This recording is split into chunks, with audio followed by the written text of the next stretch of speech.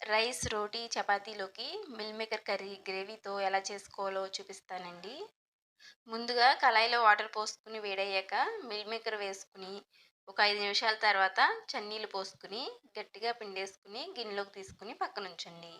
ప్యాన్‌లోకి ఒక table spoon oil వేసుకుని పచ్చిమిర్చి, అల్లం, వెల్లుల్లి రేకులు వేసుకుని లైట్‌గా ఫ్రై అయ్యాక ఒక పెద్ద సైజు ఉల్లిపాయ వేసుకుని కొంచెం మెత్తపడ్డాక పెద్ద సైజు టమాటాను కట్ చేసుకుని వేసుకుని ఫ్రై చేసుకుని మిక్సీ జార్‌లో తీసుకొని గ్రైండ్ చేసుకోవాలి. కళాయిలో 2 టేబుల్ స్పూన్ ఆయిల్ వేసుకుని ఒక బిర్యానీ ఆకు మనం గ్రైండ్ చేసుకున్న పేస్ట్‌ని వేసుకుని కంటిన్యూస్‌గా కలుపుతూ బాగా వేగనివ్వండి. ఇప్పుడు పావు టేబుల్ స్పూన్ పసుపు, ఒక టేబుల్ స్పూన్ కారం, టేస్ట్‌కి సరిపడా సాల్ట్‌ని వేసుకుని కలుపుకున్న తర్వాత 2 కప్పుల వరకు నీళ్ళు పోసుకుని మనం ఉడికించుకున్న మిల్ మేకర్ వేసుకుని మూత పెట్టి ఒక 10 నిమిషాలు ఉడకనివ్వండి.